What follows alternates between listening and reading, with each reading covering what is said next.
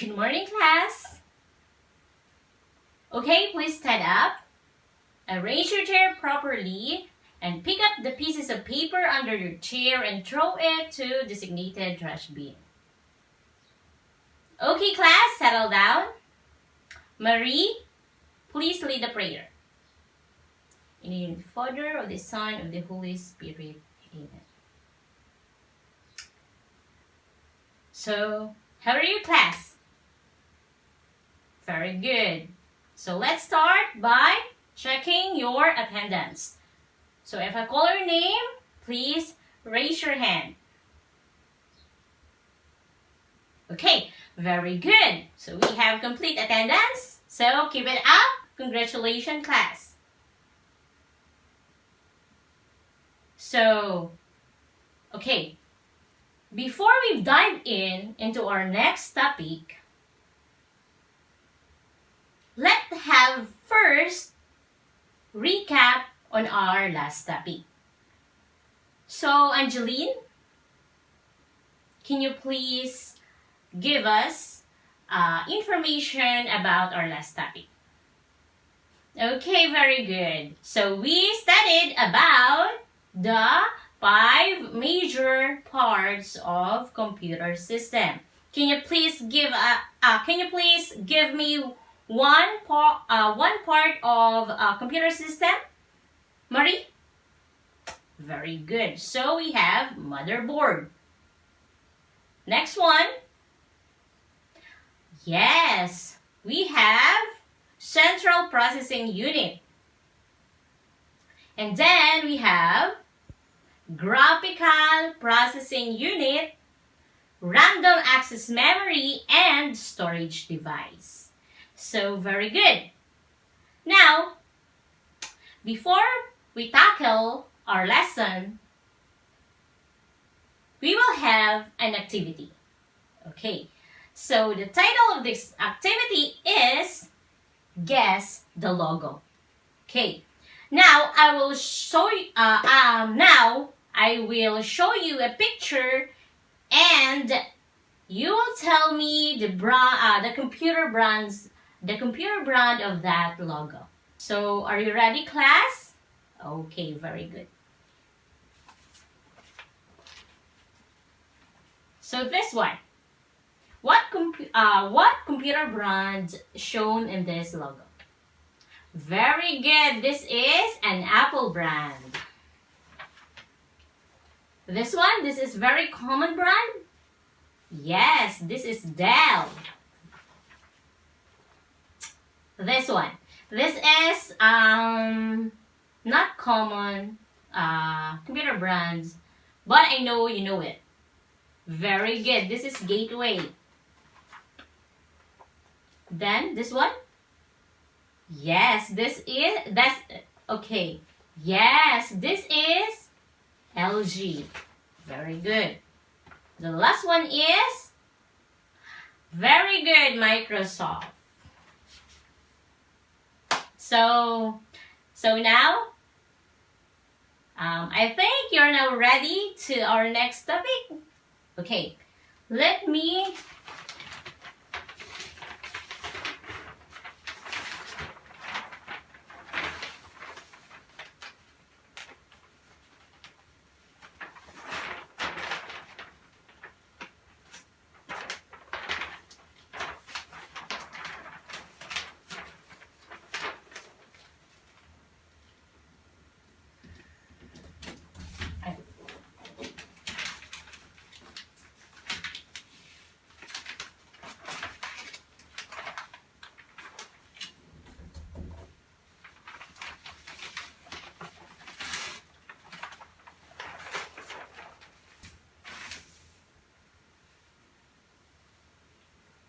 Okay, are you ready, class? So our topic for today is about input and output devices of computer. Okay. Before that,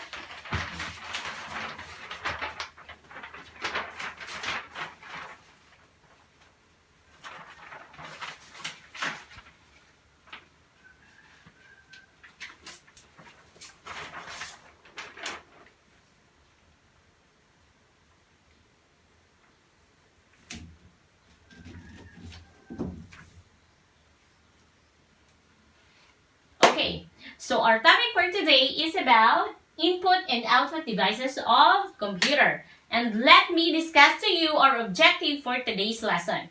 So our first objective is to discuss the input and output devices in a computer.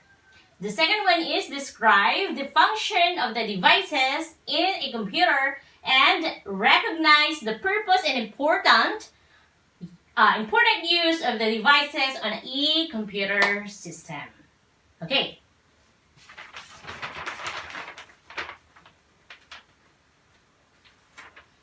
So now,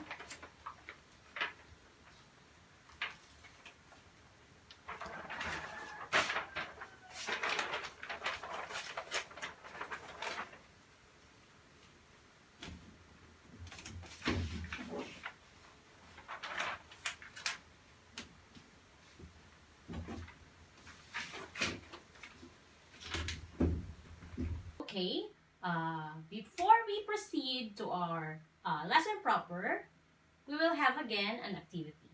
Okay, so this activity, you need to group yourselves into two, and I will give you a printed copy of these images of the input and output devices.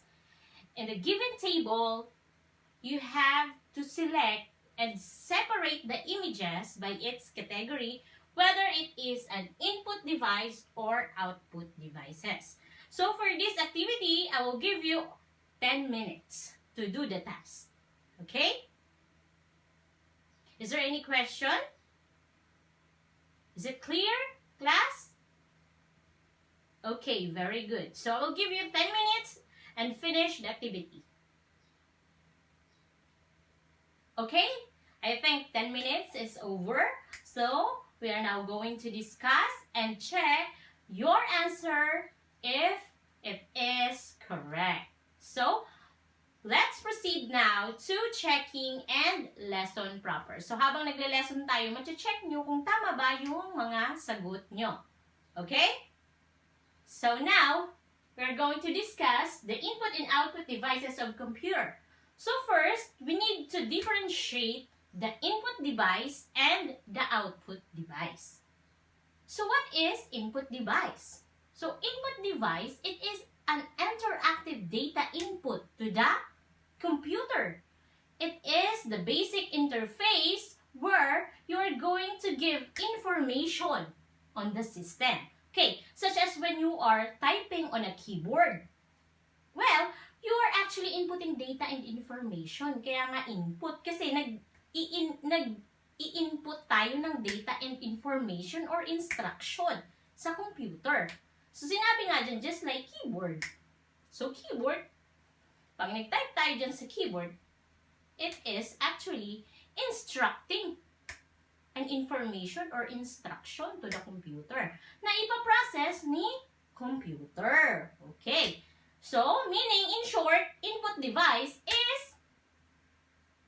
when we are inputting data, it is the devices that we use to input instruction or information. Mga kagamitan or devices na kinoconnect natin sa computer na kung saan nagbibigay tayo ng mga instruction. Yan. So, that is the input device. So, ano naman ang output device? So, sabi, output device is a hardware unit connected to the computer that receives data. Kung si input, okay, nag-i-input ng instruction or nagbibigay ng instruction, si output naman daw is siya na yung nagre-receive ng instruction. Tapos, i-convert niya into data like, example, yung mga visual audio. Okay? Yung mga text, tulad yan ng sinabi ko, yung in-input natin sa ating keyboard. Saan natin makikita? Oh. Example, pwede sa monitor. Makikita natin. So, that is output device.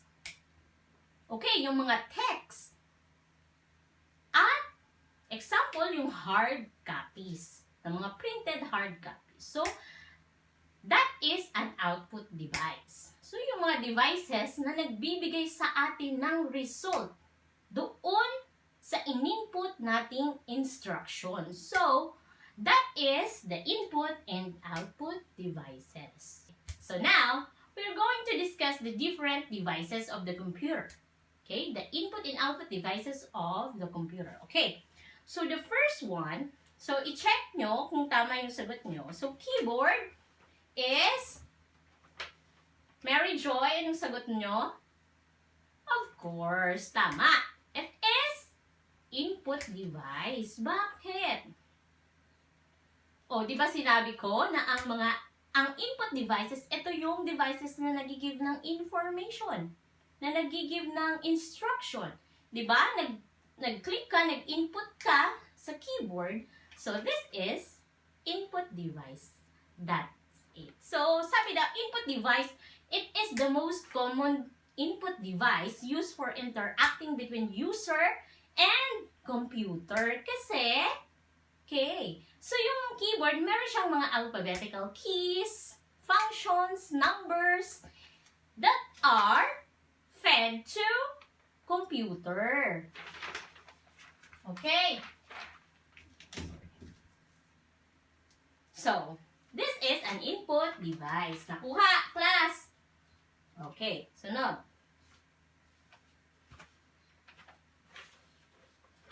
This one, mouse.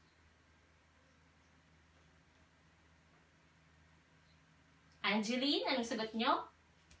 Yes, this is also input device. Dahil, yes, we are giving instruction kung saan natin dadalhin or kung alin ang i-click natin. Mouse is a point and click input device that move around. Move around saan? Move around the mouse pad. So, ito yung, pag halimbawa, mag-open ka ng file, di ba, mouse ang ginagamit natin, or yung touchpad natin doon, yung touchpad, yung minimove natin yun, okay? So, this is input device. Very good. Nakailan na kayo? So, next, webcam. Yes, this is input device. Input device pa rin. Kasi, di ba ito yung ginagamit natin kapag, okay, it is usually used connectivity with computer. So, kinakabit natin ito sa computer para, ma-capture ang images or videos. Yan, very good. So, I think, nag-advanced reading talaga kayo. Madami, nakatatlong sagot na kayo. Okay. Next one. Joystick. This is common sa mga gamers. Okay, mga gaming enthusiasts. Sa mga hilig mag-games. Yes, this is also input device. Bakit? Sige nga. Yung mga nagsagot dito ng input device. Yes. Kasi para din siyang mouse. Kasi it handles 5 votes. Yung mga character. Halimbawa, yung gaming character, pinapagalaw natin, di ba? Yung pagsipa, yung pagsuntok. This is, yun ang gamit ng joystick. Gaming console. Sa mga gaming console, which is, kinokontrol yung video characters. Okay.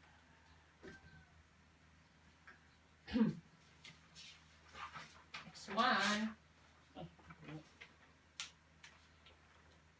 Next one. Microphone. Yes. Input device. Anong ginagawa ng microphone? Sige nga, class.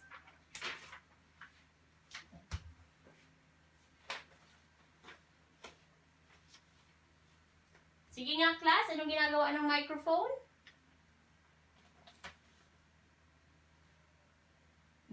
Yes, it is a voice or sound capturing device. Okay, na kung saan isi-send ng information ni Mike kay computer para ma-convert siya into digital sound format. Input device, microphone. Sige. Next one. Scanner. What's your answer? Bakit? Bakit input device? Yes, because it used to transfer image from such input device to the computer system. Yung pag-scan natin, nire-read ng scanner. So, input siya. Nire-read ng scanner yung ini-scan natin. Halimbawa, ito, i-scan natin. So, ita-transfer siya sa computer para ma-convert into data para ma-view. So, consider siya as input device.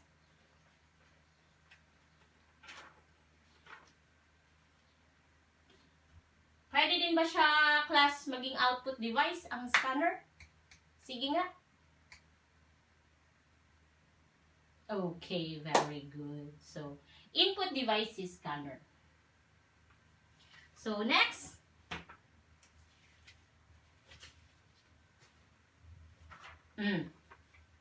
Monitor. Of course, na-discuss na natin si monitor. Kasi nga, siya yung magbibigay ng result. It is a screen device that display information from the computer. Okay, para mabasa natin o ma-read natin yung instruction natin kay computer. So, output device si monitor.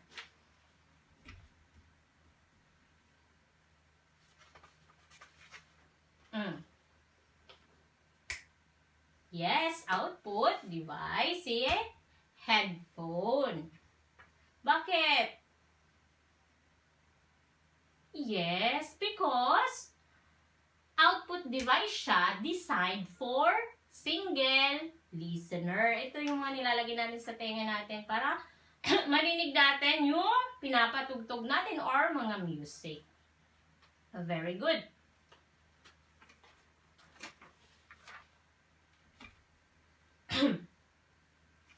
So next one.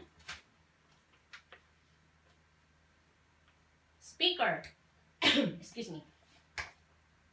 Yes, bakit?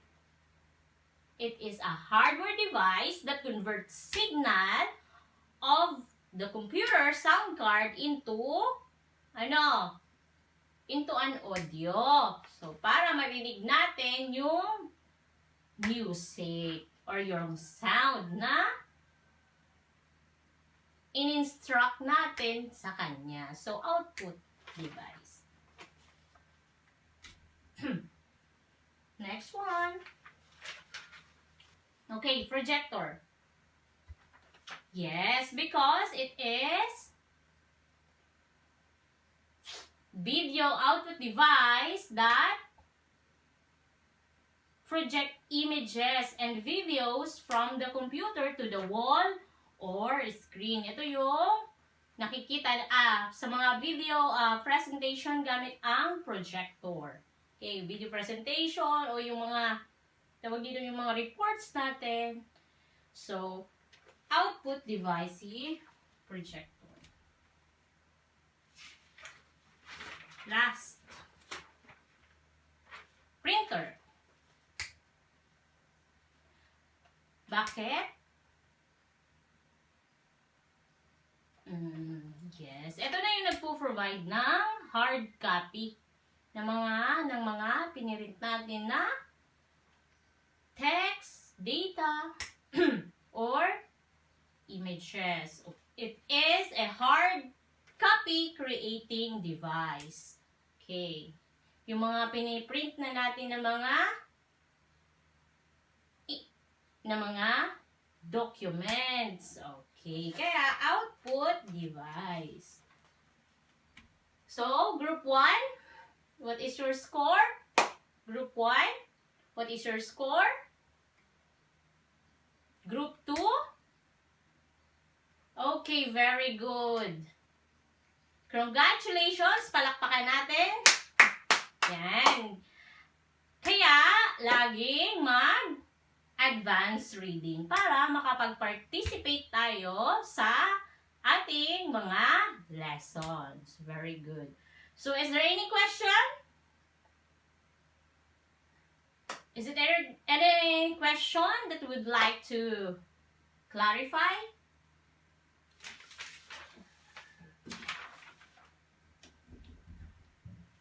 Okay, if none, let's proceed with our assignment. Okay, we have assignment. You have to scan this code and take a quiz. This will serve as your quiz and your assignment. So, kailangan sagutan ninyo. You have to take picture para makuha nyo yung QR code. Okay, class?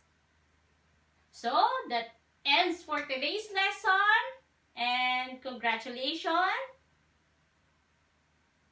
You may now take for your next subject. So, thank you. Have a good day, class.